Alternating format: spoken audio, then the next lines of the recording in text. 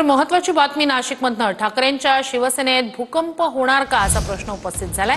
सुधाकर बडगुजर यांनी मुख्यमंत्री फडणवीसांची भेट घेतली। फडणवीसांना निवेदन देण्यासाठी भेटलो असं सुधाकर बडगुजर यांनी सांगितलं।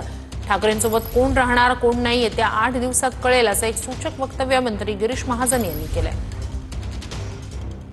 साईबाबा हार्ट इन्स्टिट्यूटचं उद्घाटन आहे आणि त्या उद्घाटनाच्या निमित्ताने माननीय मुख्यमंत्री या ठिकाणी आले होते आणि मी त्यांच्याकडे कालपासून वेळ मागितलेली होती की मला एक 5 मिनिटाची वेळ मिळावी। त्यांनी आज सकाळी मला वेळ दिली आणि त्या वेळेनुसार मी या ठिकाणी निवेदन देण्यासाठी आलेलो आहे। ती भेट झालीच ना आता।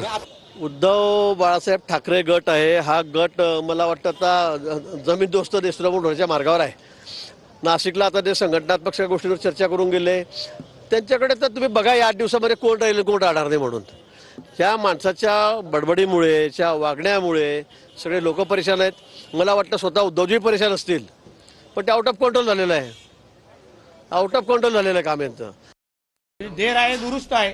संजय राऊत देखील नाशिकमध्ये आहेत, परंतु ते कार्यक्रम सोडून मुख्यमंत्र्यांच्या भेटीसाठी गेले। म्हणजे संजय राऊतचा बाजार उठला म्हणजे तर सगळ्या काय व्यवहार तोच बघायचा ना। म्हणजे बाजार उठला तो पण आता राहणार नाही। म्हणजे हम दो और हमारे दो।